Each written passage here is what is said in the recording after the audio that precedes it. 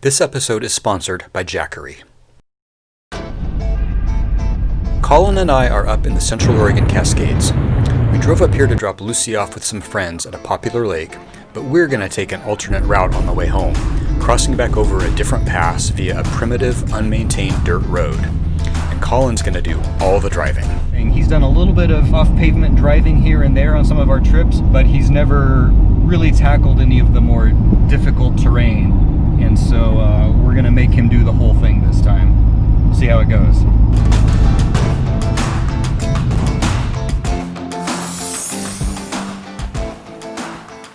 We're airing down to 18 psi today, and we're ready to hit the trail.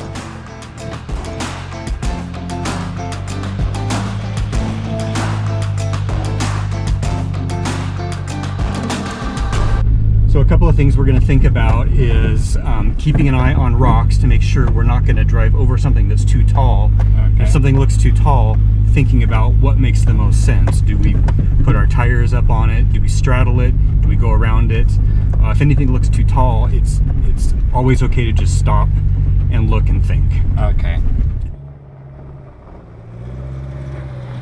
We get into some uphill sections that are rutted and have like moguls and stuff like that. You'll need to keep a little bit of momentum going forward.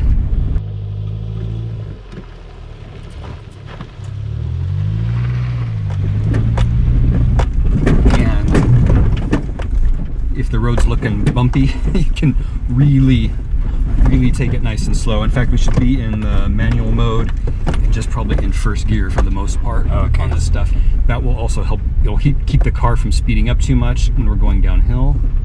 And then you'll also have the torque and the power available right at your foot when you need it.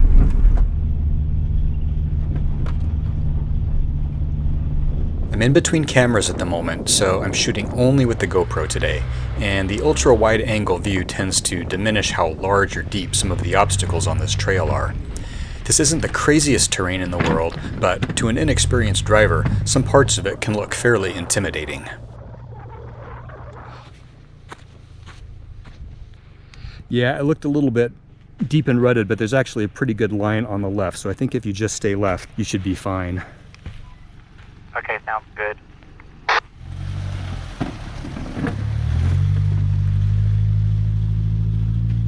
This wasn't extremely rutted, and he could have driven just about any line here and made it up. But the best first strategy for any obstacle is simply avoiding the obstacle altogether. Good drive, mate.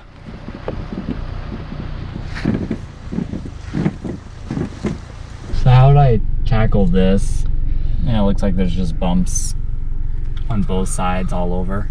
Well, it's good to pause like this and look at it and think about what's going to happen. You can see that if we stay to the right, it's pretty nice and smooth over that flat rock, but then there's those other big rocks and kind of a drop off back behind. Though if we stay to the left, there's definitely a bit of a rock step. Why don't we get out and take a closer look? Okay. This side doesn't seem to be that bad actually. Maybe it's just that thing. Yeah, that's not too bad. So what we have to think about is when the driver's side tires are here, are we going to run into this rock there? But try and get the driver's side tires over this rock. It's not that steep of a slope. It doesn't seem too sharp. Yeah. Tire tracks going on the side there, so it seems like that's a line a lot of people take, although there's that big rock there. Yeah, so the thing is, if you hit this with your tire, you're going to drop down into this and bump onto that. I think I would probably be inclined to just straddle that. So bring the tire up. So just so you go over so that goes over the middle. Okay. That goes down the middle. And I think that the passenger side tires, since they're going to be up high, they're going to keep the car up off of that rock there. Okay.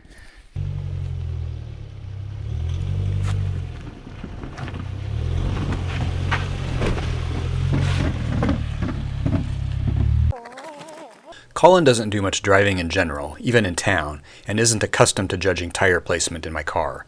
He didn't quite get those rocks down the middle as would have been ideal. He was okay, but came close to hitting the front suspension components. On a solid axle 4x4, this probably would have been a perfect line to avoid hitting the differential pumpkins, but with the Subaru you generally want to get the highest point going down the middle third of the car. All right, this is getting a little gnarlier. You probably can't tell, but that hole is at least as big as my knee. That's definitely, you're not gonna drive the Forester up that. Looks like we got a decent line on the left. There is this one big rock right here. And there's this rock sticking out of the embankment over here. Do you see that, Colin? Yeah, I do. But I think you got room to squeeze between those right there. I didn't think to remind him to take this nice and slow, but he did just that. The old off-roading adage is, as slow as possible, as fast as necessary, and it applies as much to driving a Subaru as driving a 4x4. So I know it doesn't do justice to just how big some of these rocks are and how deep some of these ruts are. Now, for the most part, we're finding good lines to get past this stuff. It just goes to show you, some of these spots look really intimidating, but if you stop and look, a lot of times you can find a way around. Looks like it's a pretty good line along the right side, Colin.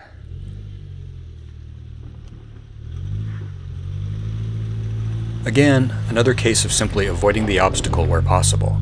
There's no point in crawling over rocks and through ruts if you don't have to.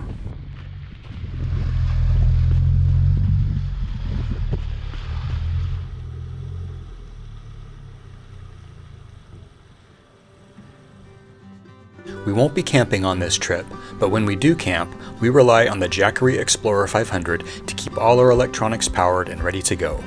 From mobile devices and cameras, to personal grooming and keeping my fridge running overnight, my sturdy and reliable Jackery power station has become an indispensable element in my setup and has significantly improved my experience when out exploring and camping in the wilderness.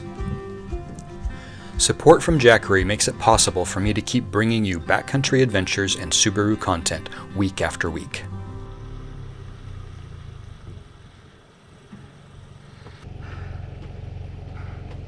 So this definitely looks pretty gnarly. There's some deep pits, some big rocks, and a little bit of mud. I'm thinking that side there. Yeah. Again, this is a spot that it looks really intimidating coming up on it because these holes are pretty deep. But I think Colin's right. If you don't even think about that and just look at the left-hand line, it's actually not that bad.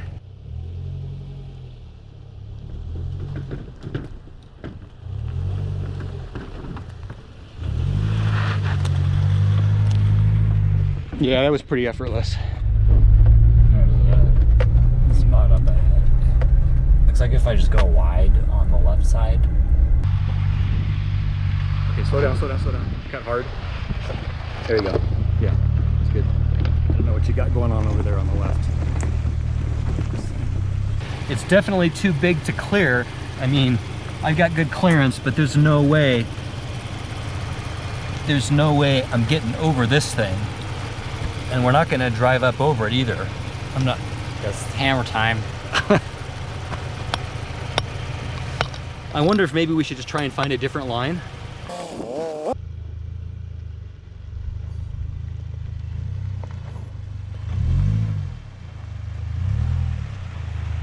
Good drive, mate. Ooh, that was tight.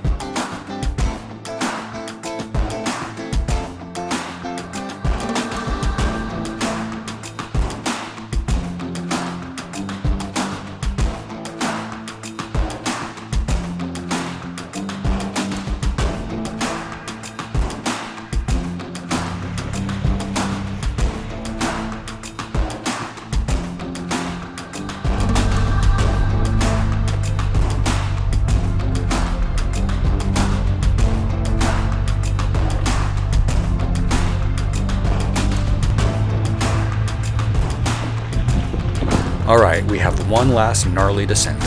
Yeah, I think we're gonna stay on the right side of the road, but I'm gonna there's a big sort of step, and I'm gonna put a couple of rocks here to fill a hole. You can see that people have done this before. I'm just gonna fill this in a little bit so when he comes down over that, it's not as big of a drop. There. Going over that big rock there. Okay. About a little more driver. We're gonna put your tires on those rocks. Okay, nice and easy, nice and easy. Nice and easy. Okay, straight forward. A little bit driver, a little bit driver. Easy, easy, easy.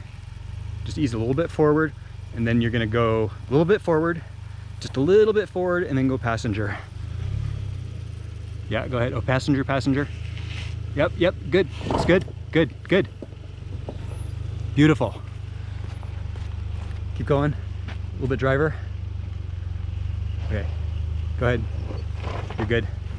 Yep. Nice.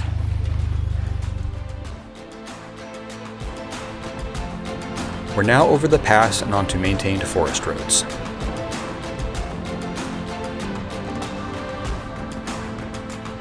Well, we're back onto paved roads. Colin drove pavement to pavement. That included a few miles of plain gravel road, but then about 8 miles of definitely the most primitive, gnarly stuff you've ever driven, right? But sun's getting low. Time to air up and head home.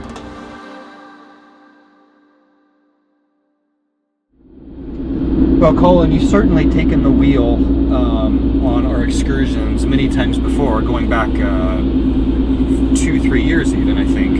You've usually left the really gnarly bits of driving to me. But so today, it was all you. You were the only driver the whole time. You had to get from pavement to pavement. What'd you think? It was pretty fun, actually. Kind of all the strategy, trying to figure out which route to take, what would be the best one, and stopping, knowing when to stop and look at it from a different angle. It was all pretty fun and definitely very educational. Did you enjoy the drive, or did you find it stressful? I think it was fun, actually. It didn't feel stressful at all. It wasn't. There were gnarly bits, but I didn't feel like it was, the car was ever gonna like flip over or something. What would you say was the hardest part of driving an off-road trail like that for the first time? I think the hardest part is probably just not being able to see the road very well from the driver's wheel, especially when going down those slopes. There's definitely several moments where approaching or seeing a climb or a drop in the distance, I start to slow down and really kind of have second thoughts about it.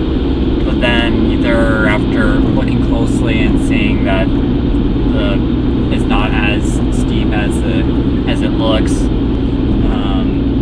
and then also this car climbs just about anything. It feels like it's true. The Forester definitely makes it easy on some of that stuff.